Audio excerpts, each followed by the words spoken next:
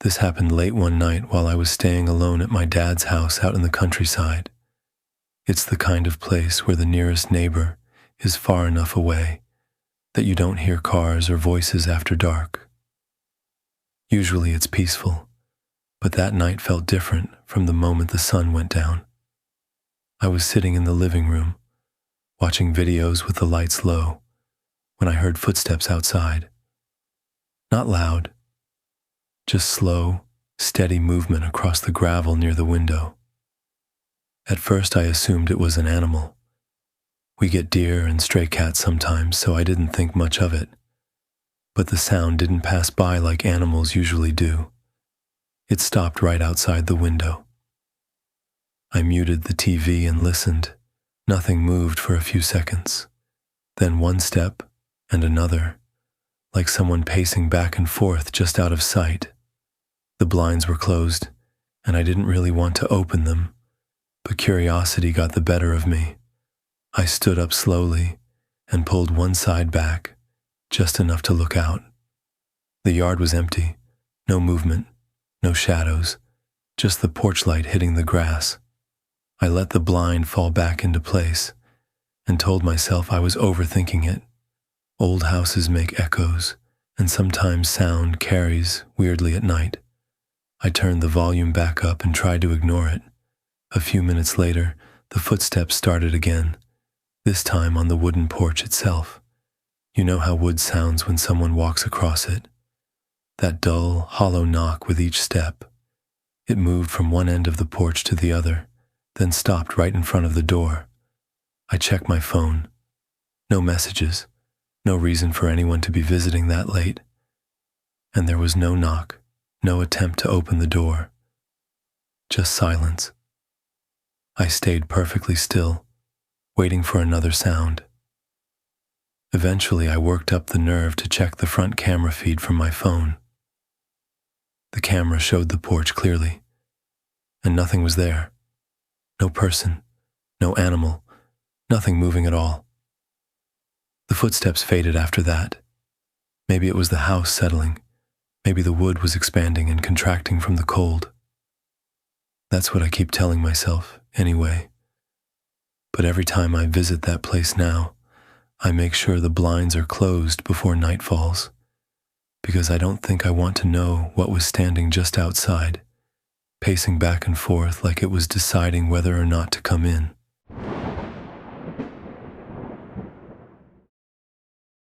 This happened back in 2016, when my husband and I moved into a small rental while I was 6 months pregnant.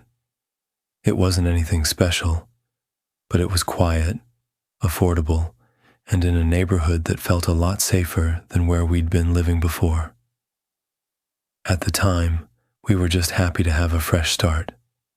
Our son was born a few months later, and everything seemed normal at first. He slept well in the hospital, and the doctor said he was perfectly healthy. The problem started the moment we brought him home. Every time we laid him in his crib, he would scream. Not the kind of cry you expect from a newborn. It sounded sharp, panicked, almost like he was in pain. My husband and I started taking turns staying awake through the night, because neither of us could settle him for long. Around that same time, I began having nightmares. At first they were vague and hard to remember, just the feeling that something terrible was about to happen. My doctor thought it was anxiety after giving birth and suggested medication and counseling, but even after weeks passed, nothing really changed. Our son kept screaming, and I kept waking up feeling like something was wrong. When he turned 3 months old, things somehow got worse. The crying wasn't just at night anymore. One evening, I had a dream that felt so real. It stayed with me long after I woke up. In it, I walked into my son's room and saw flames everywhere. He was screaming, and I was standing in the doorway trying to reach him, but my body wouldn't move. A few days later, I was sitting outside talking to our neighbor, an older woman who had lived on that street since the 70s. She could tell I was exhausted and asked what was going on. I didn't give her the full story. I just mentioned that I kept dreaming about fires in the house. The way her face changed made my stomach drop. She told me there had been a fire there years earlier caused by faulty wiring. A young family had lived in the house at the time, and their infant hadn't survived. I remember feeling cold all over. I went inside, told my husband we needed to leave for a while, and we packed enough things to stay with family in the next town. That first night away, our son slept quietly, for the first time since we'd brought him home. No screaming, no restless crying, just silence. We eventually moved out completely and never went back. I don't know if there's any real explanation for what happened there. Maybe it was stress. Maybe it was coincidence. But even now, years later, I still think about how different everything felt the moment we left that house behind.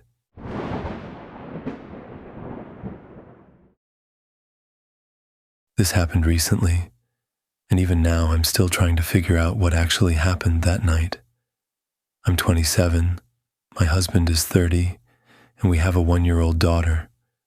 We've lived in the same rental for a few years now, and honestly, nothing about the place ever felt strange. The only weird thing was a random chime we used to hear when we first moved in. It sounded like a doorbell, even though there isn't one in the house. After a while, it stopped, and we forgot about it. My husband works nights, so most evenings it's just me and our daughter at home.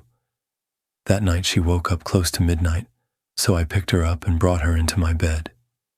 She fell back asleep quickly, but I couldn't. I was just lying there scrolling on my phone, trying to relax. Out of nowhere, the foot of the bed lifted.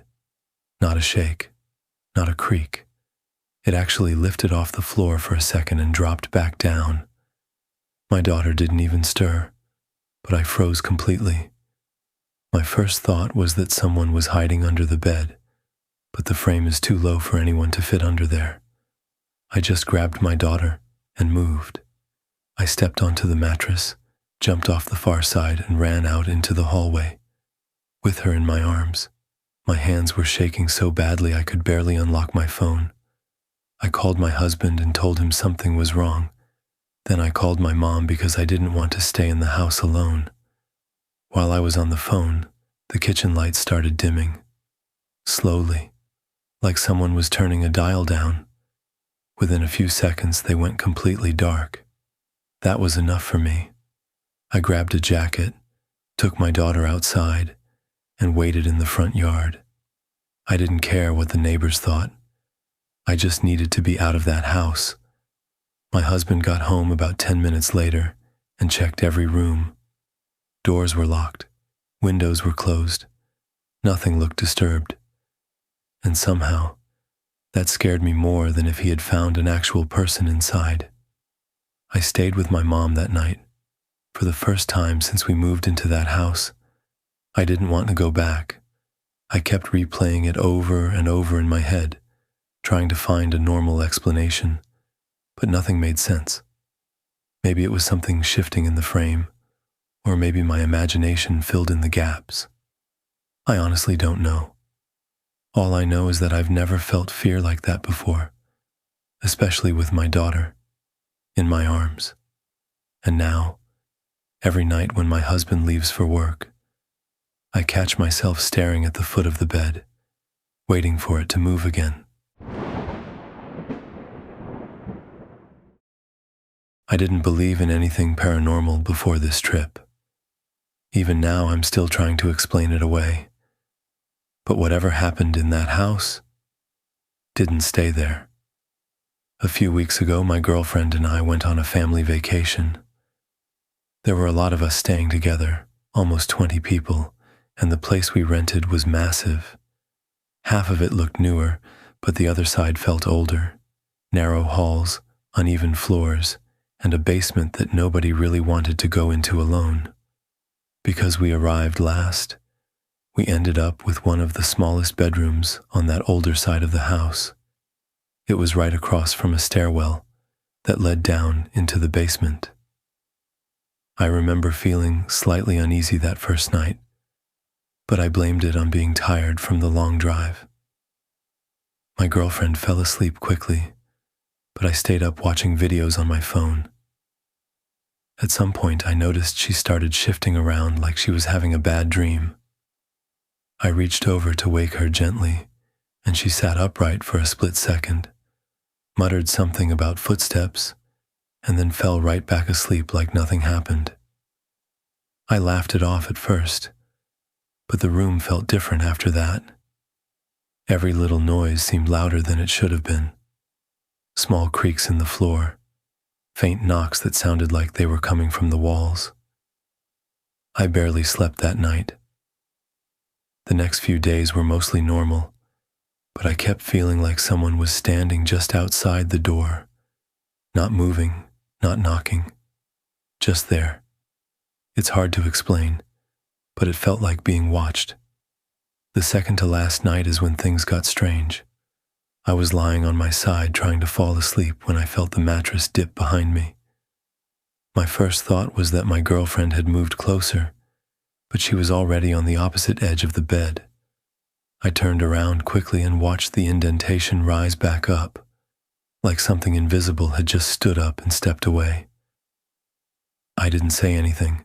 I didn't even turn the light on. I just stayed awake until morning. When we finally got back home, I felt relieved. I thought whatever weird energy was in that house would stay there.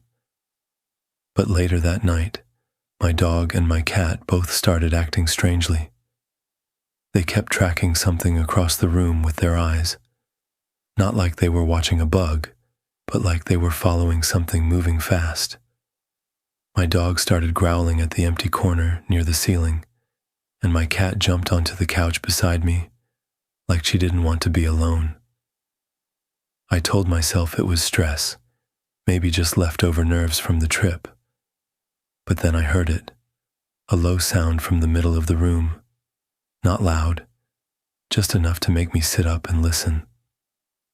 I stood there for a moment, feeling ridiculous, and finally said out loud, "If something followed me, you need to leave." The air felt colder immediately. Goosebumps ran up both arms, and my dog backed up closer to me like she was waiting for something to happen. Nothing moved after that, but the room felt heavy, like pressure before a storm. The moment my girlfriend came home later that night, the feeling disappeared completely. No strange noises, no cold spots, nothing. I don't know if I imagined it or if something really came back with me from that house. All I know is that since then, I never sit alone in silence for too long, because every once in a while I still catch my pets staring at the same empty corner, like they're watching something I can't see. This happened when I was a kid, maybe 6 or 7 years old, and it's one of those memories that never really faded. I've tried to explain it away 100 different ways, but even now I can still picture his face perfectly. My mom and I were doing a normal grocery run at a big store near where we lived. We parked far from the entrance, so we had a bit of a walk. I remember seeing a man standing near the doors asking people for money.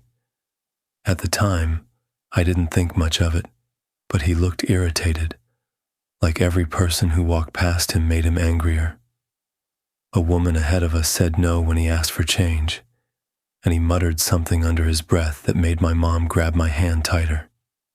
She didn't want any trouble, so we just went inside and finished our shopping as quickly as we could.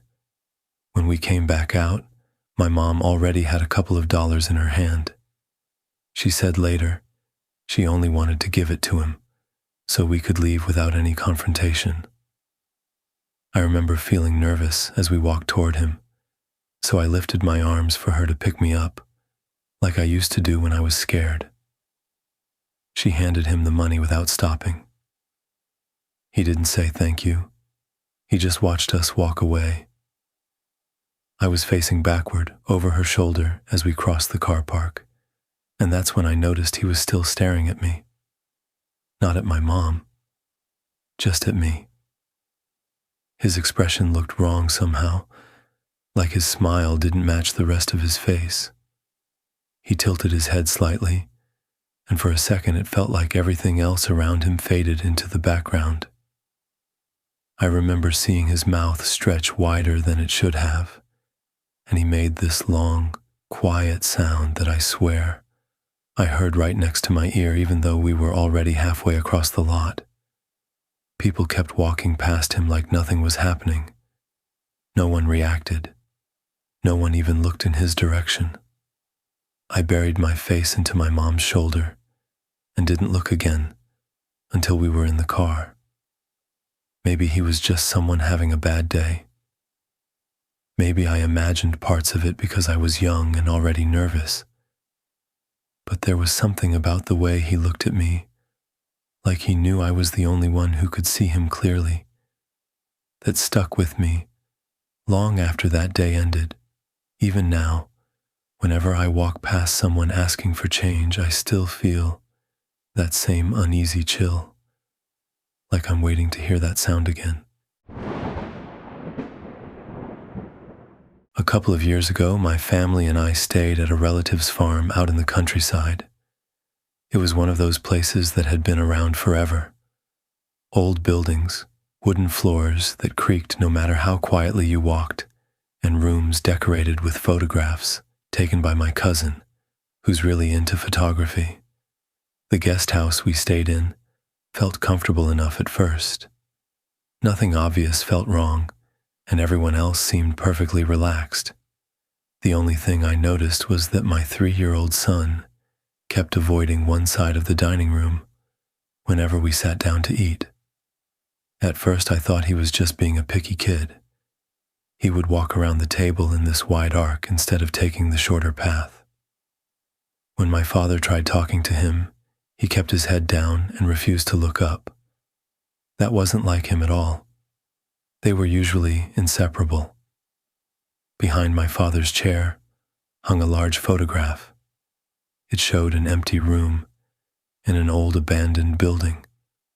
Sunlight came through a window and stretched long shadows across the floor toward a dark corner. I didn't think much of it until my son finally told me why he didn't like sitting there. He said, very calmly, "The man in the picture keeps looking at me." There wasn't any man in the photo, just a room. I brushed it off at first, thinking maybe the shadows looked strange to him, but over the next couple of days he became more and more uneasy around it. He refused to walk past it alone, and once he even covered his eyes when we entered the dining room. One evening, he tripped in the hallway and started crying, harder than I'd ever seen. When I asked what happened, he pointed toward the stairs and said the man from the picture had pushed him. I checked his leg and found a bruise that hadn't been there earlier that day. That was the moment I stopped laughing it off. Later that night, I asked my cousin about the photograph. She told me it was taken at an abandoned property she had visited years earlier and admitted it always made her feel uneasy too. Apparently, it had been moved into the guest house because it made some of the family uncomfortable. That night, my son refused to sleep in his room. He kept saying the man didn't stay inside the picture. Once the lights went out, I didn't argue with him. I moved us into the main house with the rest of the family and left the guest house completely. Nothing else happened after that, and maybe there's a perfectly normal explanation for everything. Kids have wild imaginations, and old houses make strange noises. But even now, whenever I see a photograph of an empty room, I still wonder what my son thought he saw staring back at him. This happened when I was younger, during a long road trip with my family. My dad had taken us out to visit a ranch owned by one of his clients, and after a few days, there we started the drive back home. It was one of those endless stretches of highway where the scenery barely changes, and everyone falls asleep except the driver. My mom and brothers knocked out almost immediately, leaving just me and my dad awake in the front seats.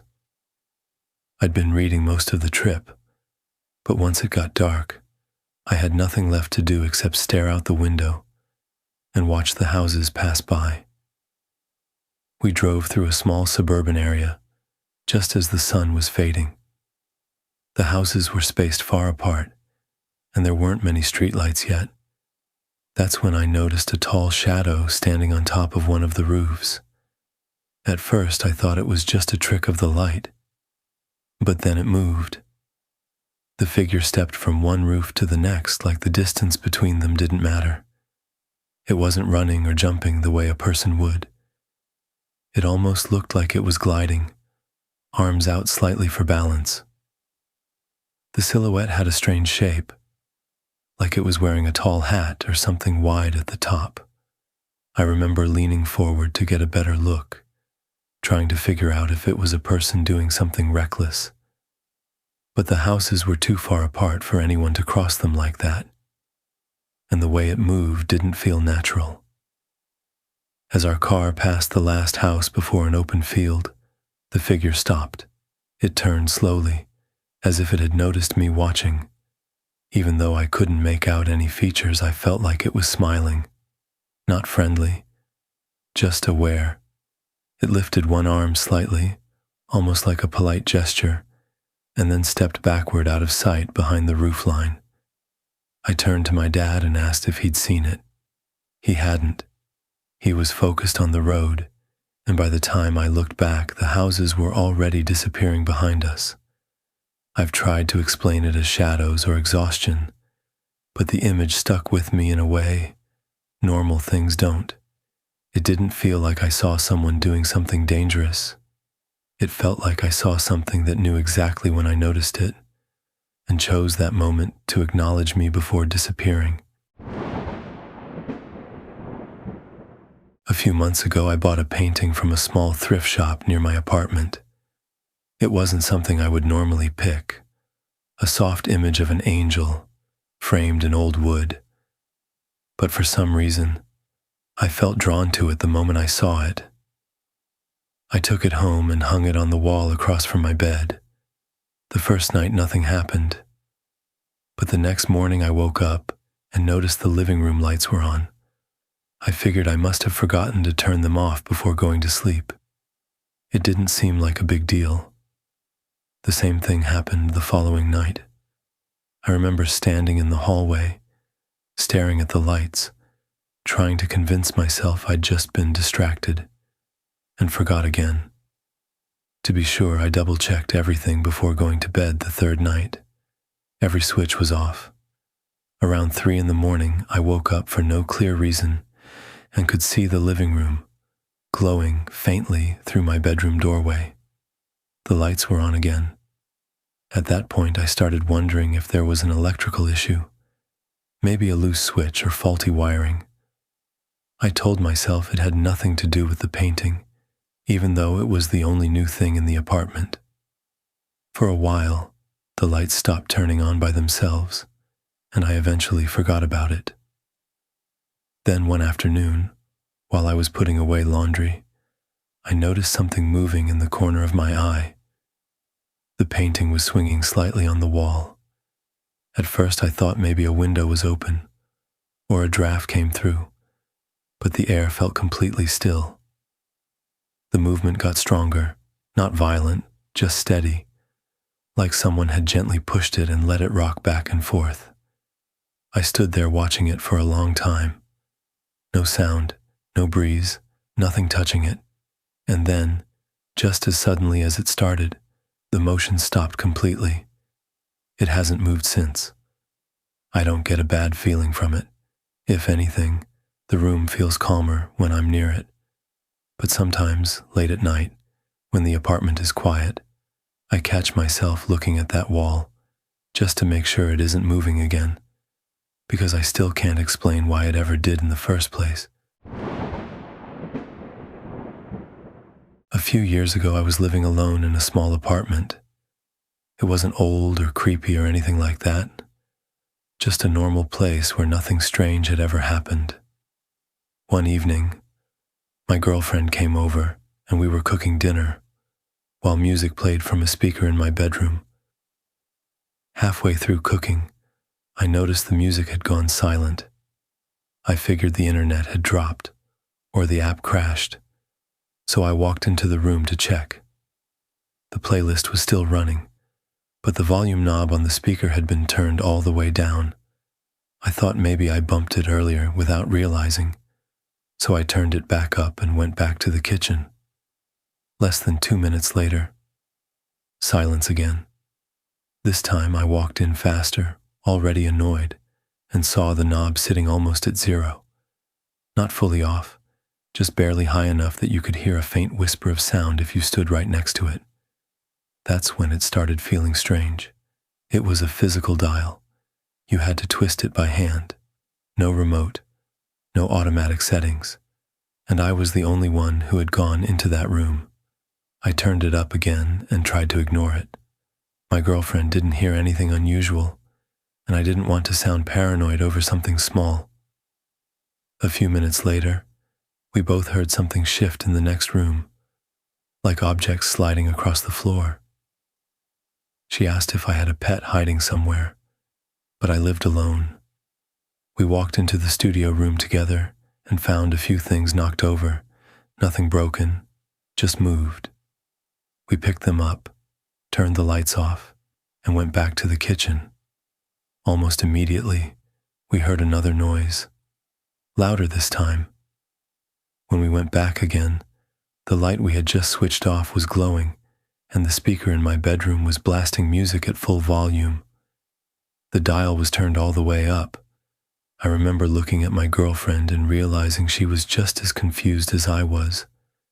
Neither of us laughed it off anymore. The apartment felt different, heavier, like the air had changed. She suggested we say a quick prayer, mostly to calm ourselves down. I agreed, even though I wasn't sure what I believed. We stood there in the kitchen holding hands, trying to shake off the tension. Right after we finished, something landed just outside the doorway. An inflatable toy I kept in the other room had somehow moved into the hallway. There was no way it could have rolled there on its own. That was enough for us. We grabbed our keys and left the apartment immediately. From outside, we could still hear music blasting through the walls. When we came back later with a family member, every light in the place was on, and the speaker volume was maxed out again. Nothing like that ever happened before or after that night. I don't live there anymore, and I still don't have a clear explanation for what caused it. But ever since then, whenever music cuts out, unexpectedly, I always check the volume knob first, just to make sure it hasn't moved on its own again. I never really believed in paranormal stuff. Old houses make noise, electronics fail. There's usually a logical reason for things. But something happened while I was staying in an old farmhouse that still doesn't sit right with me. I was renting a room there for a short stay. The place was older than anything I'd lived in before. Thick walls, narrow staircases, and furniture that looked like it had been there for decades. The owner mentioned the house had been rebuilt over an even older structure, but I didn't think much of it. One night, I woke up suddenly to the sound of music. At first I thought it was coming from outside, but then I realized it was coming from a small radio, sitting on the table next to my bed. I didn't even know it worked. The volume wasn't loud, just enough to pull me out of sleep. The strangest part was the way it kept changing stations on its own. Music, talking, static, then another song. It only lasted a few seconds before it settled on one channel and stayed there. I reached over and turned it off at the plug, more annoyed than scared. Loud noises waking me up always put me on edge, and I just wanted silence so I could fall back asleep. When I checked my phone afterward, the time read 3:33 a.m. I remember thinking it was oddly specific, but I tried to ignore it. I moved upstairs to another bedroom because I didn't feel like going back to sleep in the same room with that radio. The next morning, I went downstairs to look at it again. The wall switch was off, and the radio's own power switch was set to off too. There was no timer or alarm function that I could find. The only way it should have played anything was if someone had physically turned it on. I told myself maybe I hit the switch while I was half asleep. That explanation made the most sense, even if it didn't feel right. But later that day, while I was standing in the hallway, I caught myself staring at that radio again, waiting to see if it would move or make a sound without anyone touching it. Nothing else happened during the rest of my stay. Still, every time I see an old radio now, I get this strange feeling in my chest, like I'm about to wake up again to a sound that shouldn't be there, right in the middle of the night. About a year ago, I started hearing something in my apartment that I still can't explain. I live alone. No pets, no roommates, nothing that could make noise at night except the building itself. My routine was always the same. Stay up late, watch something on my laptop, then close it and leave it on the floor next to my bed before going to sleep. The first time it happened, I woke up in the middle of the night to a faint tapping sound. At first I thought it was coming from outside, maybe someone walking down the hallway. But after a few seconds I realized it sounded exactly like typing. I turned on the light. The sound stopped immediately. My laptop was still closed, completely shut. I told myself it had to be the building settling or something shifting nearby. Eventually I fell back asleep, even though it took a while for my heart rate to calm down. The next night it happened again. Same tapping sound, same rhythm, like someone pressing keys one at a time. I stayed still for a moment, trying to convince myself I was imagining it, but the noise went on long enough that I knew I was fully awake. I reached over and flipped the light on. Silence. The laptop hadn't moved. The screen was still shut tight. That's when it started getting harder to ignore. Over the next few nights, the pattern repeated. The typing would start after I fell asleep, sometimes right away, sometimes hours later. If I turned the lights on, it stopped. The moment the room went dark again, the tapping slowly returned. One night I decided to just sit up in bed and listen without moving. The sound lasted for several minutes straight. Not random knocks or creaks. Actual typing. Quick pauses, then more taps, like someone thinking between words. I live alone, and my door was locked. I even checked my computer history during the day, thinking maybe something was running in the background or a remote program had been activated. Nothing unusual showed up. No open apps. No sign that the keyboard had been used. After about a week of barely sleeping, I started leaving a lamp on overnight. The typing stopped completely. Maybe it was stress. Maybe it was my mind filling in sounds that weren't really there. But every once in a while, when the apartment gets completely quiet, and I hear even the smallest click from across the room, I catch myself looking at that laptop, half expecting the keys to start moving again.